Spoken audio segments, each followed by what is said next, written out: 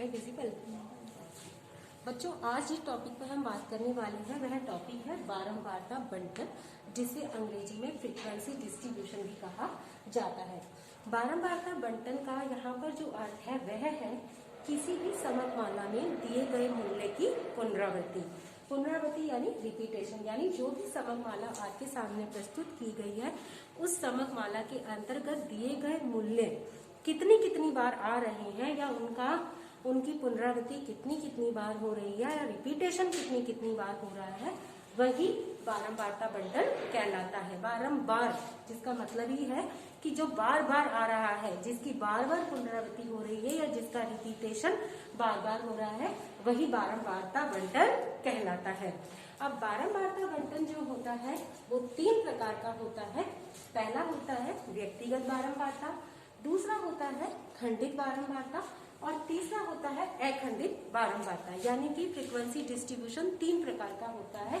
Discrete series, first है individual series, second है discrete series और third one is continuous series. सबसे पहले हम बात करते हैं व्यक्तिगत बारंबारता की, जिसे डिस्क्रीट सीरीज भी कहा जाता है। अब व्यक्तिगत श्रेणी का मतलब क्या होता है कि किसी भी समकमाला में दिए गए मूल्यों का जो व्यक्तिगत मूल्य दिया जाता है, जैसे एक क्लास में 10 बच्चे हैं, उन 10 बच्चों ने जो प्राप्तांक प्राप्त किए हैं वो इस प्रकार से हैं 5, 4, 0, 3, 2, 1,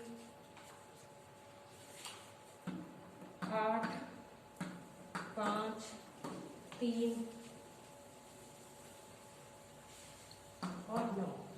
तो ये किसी क्लास में 10 नंबर का जो टेस्ट हुआ था, उस टेस्ट में बच्चों के जो प्राप्तांक आए, जैसे पहला जो बच्चा था उसके प्राप्तांक आए 5, दूसरे बच्चे के 10 में से आए 4, तीसरे के आए 10 में से 8, चौथे के आए 10 में से 3, तीसरे के आए 1, नेक्स्ट का आया 1, नेक्स्ट का आया 8, नेक्स्ट के आए 5, नेक्स्ट के आया 3 और लास्ट वाले के आए 9 मार्क्स। तो किसी क्लास में किसी बच्चों का टेस्ट हुआ, उस टेस्ट में 10 बच्चों के जो प्राप्तांक यहाँ पर दिए गए हैं वो व्यक्तिगत दिए गए हैं। तो इस तरह का जब डेटा आपके सामने होगा तो इस बारंबारता को हम कहते हैं व्यक्तिगत बारंबारता, अर्थात जिसके अंतर्गत व्यक्ति का व्यक्तिगत मूल्य दिया हुआ होता है या समकमाला के अंतर्गत कोई भी जो समक है वो व्यक्तिगत रूप में प्रस्तुत किया जाता है, उसे हम व्यक्तिगत बारंबारता कहते हैं। उसके बाद आती है खंडित बारंबारता।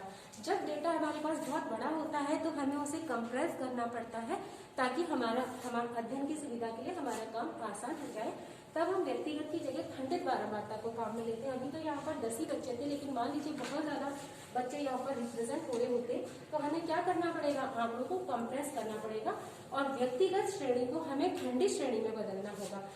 तो अब व्यक्तिगत श्रेणी को खंडित श्रेणी में बदलने के लिए हमें क्या करना होता है, जो समकमाला हमारे सामने, जो व्यक्तिगत मूल्य हमारे सामने प्रस्तुत किया गया है उसे हमें समकमाला के रूप में रिप्रेजेंट करना होगा। जैसे यहाँ पर हम देखते हैं कि सबसे 1 नंबर आया एक बच्चे का, उसके बाद किसी का 2 नंबर आया है, फिर 3 भी यहाँ आया है, उसके बाद 4 यहाँ आया है, 5 यहाँ आया है, 6 नहीं है, 7 नहीं है, 8 और 9 आया है। अब हम ये देखेंगे कि इस क्लास में 10 बच्चों में से एक प्राप्तांक प्राप्त करने वाला बच्चा कितना है, 1 है। 2 नंबर लाने वाले बच्चों की संख्या इस क्लास में कितनी है, 1 है। 3 नंबर लाने वालों की संख्या क्लास में कितनी है, 2 है। 4 नंबर लाने वाले बच्चों की संख्या क्लास में कितनी है, 1 है।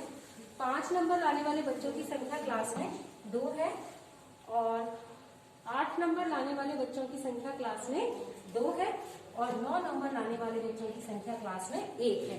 तो ये तो हो गया हमारा x और ये हमें प्राप्त हो गई फ्रीक्वेंसी या आवृत्ति। तो अब इससे हमें पता चल जाएगा कि क्लास में 2 बच्चे ऐसे हैं जिन्होंने 10 में से 5 प्राप्तांक प्राप्त किए हैं। क्लास में एक बच्चा ऐसा भी है जिसने 10 में से 9 प्राप्तांक प्राप्त किए हैं। तो ये हमारा डेटा कैसा हो गया, कंप्रेस हो गया। तो हमने दी हुई व्यक्तिगत श्रेणी को किसमें परिवर्तित कर दिया, खंडित श्रेणी में परिवर्तित कर दिया।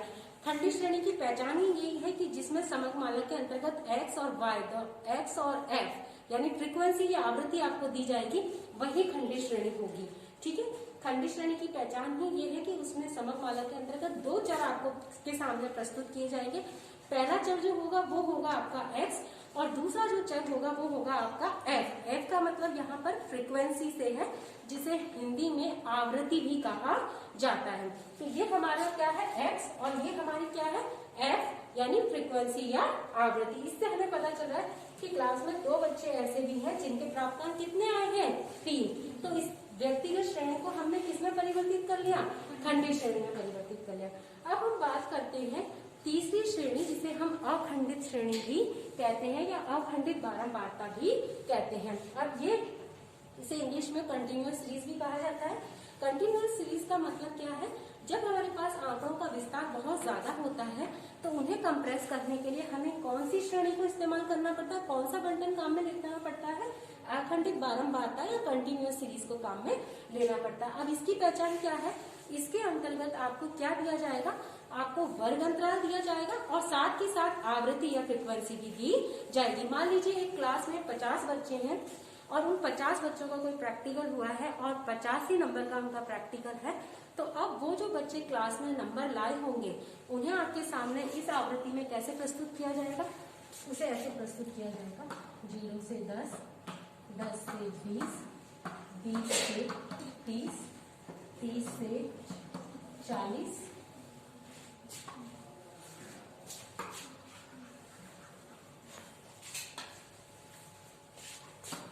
40 से 50। ठीक है, ये तो अब आपके सामने जो आया है ये तो है आपका वर्ग अंतराल। ठीक है, अब इसके सामने आपको यहाँ पर क्या दिया हुआ होगा, आवृत्ति, जिसे हम क्या कहते हैं फ्रीक्वेंसी।